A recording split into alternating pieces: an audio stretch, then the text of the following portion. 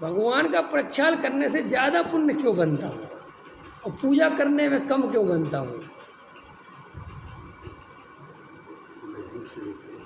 उनको नज़दीक से देखते हैं भगवान को। एक एक तर्क आ गया हमारा, एक कह रहा साहब छूने से आ गया, और बताओ बराबर हो गया है? तो देखो तुम ऐसा किया करो, 3 घंटे छुआ करो लगातार भगवान को, छूते रहो, क्योंकि छूने से क्या बनता है पुण्य, और नज़दीक जाने से पुण्य बनता है। तो बिल्कुल नज़दीक खड़े रहा करो, ख्याल में है ना? इससे पुण्य बनता होगा क्या?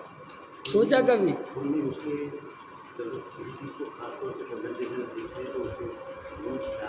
गुण ख्याल में तो आएंगे, बराबर। गुण जब ही तो ख्याल में आएंगे जब गुण ख्याल में होंगे,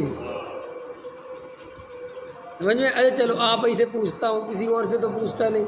रमेश जी रोज प्रक्षाल करते, बताओ जब भगवान का प्रक्षाल करते हो, अभिषेक करते हो, पर प्रक्षाल करते हो, मार्जन करते हो, उतनी देर में आधा घंटा 15 मिनट जो भी लगता है टाइम, उसमें कितनी देर वीतरागता की याद आती है, कितनी देर वीतरागता की महिमा आती है, कितनी देर लगता है कि हे भगवान यही तो स्वरूप मेरा है, मैं ऐसा कब बनूंगा? आता है बीच में ख्याल करते समय? नहीं आता, नहीं आता। देखो वो कह रहे हैं आपके पीछे प्रमाण है, कह रहे नहीं आता। और जब रमेश जी रोज स्वाध्याय में बैठने वाले को नहीं आता, तो नहीं बैठने वाले का क्या होता होगा? जिसने वीतरागता सुनी नहीं, स्वरूप सुनी नहीं, उसका क्या होता होगा?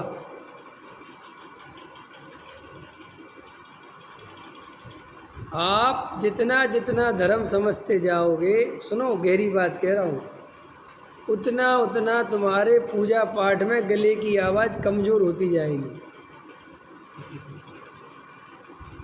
फिर तुम्हें इतना तेज तेज गाने का भाव नहीं आएगा, आगे आगे कूदने का भाव नहीं आएगा। जितना जितना तत्व समझ में आएगा, उतने शांत, उतने पीछे, उतनी आवाज़ कम, उतना चंचलपना अपने आप छूटता जाएगा।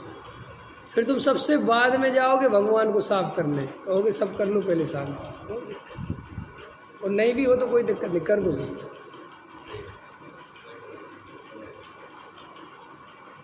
और जे तुम अभी कूदते हो हमें भी कर लेने दो, इसका बात कभी तुम्हें समझ में ही नहीं आया कि ये क्यों कूद रहे हो तुम।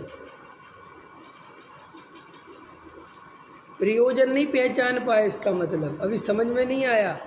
अभी तुम्हें भी लगता है कि जब तक मैं कपड़ा नहीं लगाऊंगा तब तक बात अधूरी ले जाएगी, चाहे भले ही 50 ने लगा दिया। तो ये समझ में नहीं आता, खाली साफ सफाई हो रही है। और देखो भाई, वो तो प्रतिमा है, रियल में तो भगवान को कोई छू नहीं सकता। छू सकते हो? अनंत भगवान जो समूषण में बैठे होते हैं, उनको जो नमस्कार करते हैं स्वधर्म इत्यादि इत्यादि, तो छू के नमस्कार करते हैं, दूर से करते हैं, है ना? तो मुकेश जी, तो उनको कम पुण्य बनता होगा, हमें ज़्यादा बनता होगा, क्योंकि हम तो छू ही लेते हैं, वे तो छू भी नहीं पाते।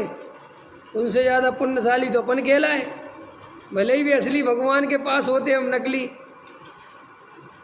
ख्याल में है ना? लेकिन हमें तो ज़्यादा बनता होगा। विचार करना, आपको पता ही नहीं है। अरे भाई, भगवान के पैर ही नहीं है, किसको छूओगे? क्या कहा मैंने? भगवान तो अमूर्तिक प्रदेशों के पुंज हैं। उनने हमें ये सिखाया कि ये शरीर मेरा नहीं है, इस शरीर से मेरा कोई संबंध नहीं है।